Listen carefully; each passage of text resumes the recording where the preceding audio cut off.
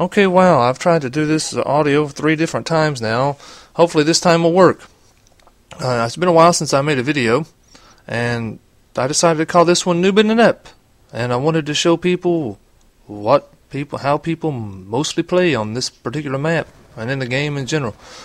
So I'm working on the M27 in this one. I've since then gotten it golden. I got a little bored with the game. Didn't make videos for a long time, and I decided that I would maybe just go ahead and get Prestige Master. Got that. Okay, great, whatever.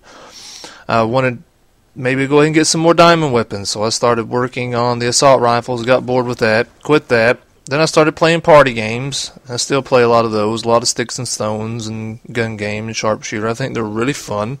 I think that's probably the most fun I have in the game.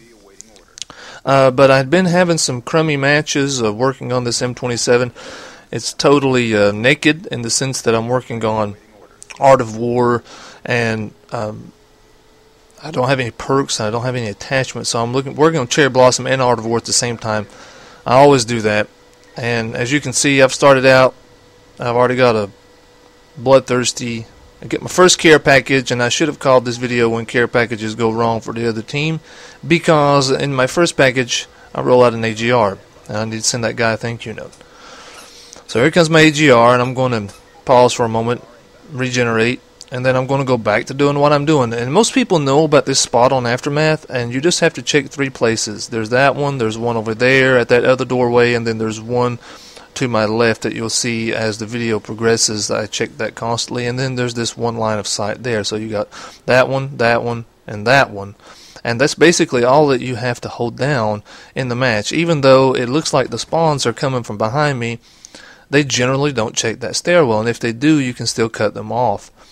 So when people play on this map, you'll always, if you're coming from the other direction, you'll see they're going to be head glitching right there every single time. And so as I ended up having to C4 a bunch of people out of there, or nade them out, or Simtex them out, or something, or even throwing an RPG at them, I thought, I'm just going to play this way.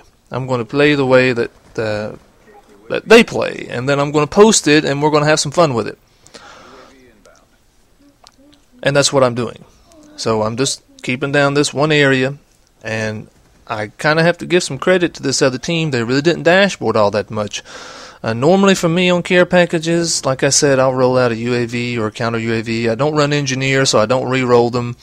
One time I did, however, roll out a K9 unit, but then everybody dashboard, so who cares? And that's what I don't understand, is why people want to spend their time getting VTOLs and stuff. People are just going to dashboard, you end up with 5 kills from it, and then you realize nobody cared anyway.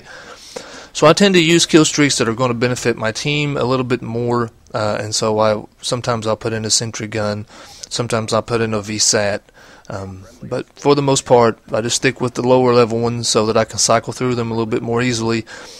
And the only time I don't use them is when I'm working on Bloodthirsties, because you have to use that with your weapon only. So I tend to take out my lethals, I tend to take out all my kill streaks except a UAV and a counter UAV.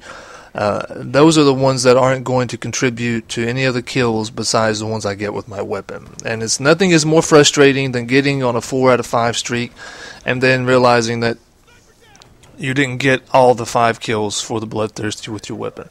And here's my first death. I run out of ammo, and then some guy cramps me here, and I just couldn't quick scope him. But I couldn't run scavenger, so I'm out of ammunition. I had to do something.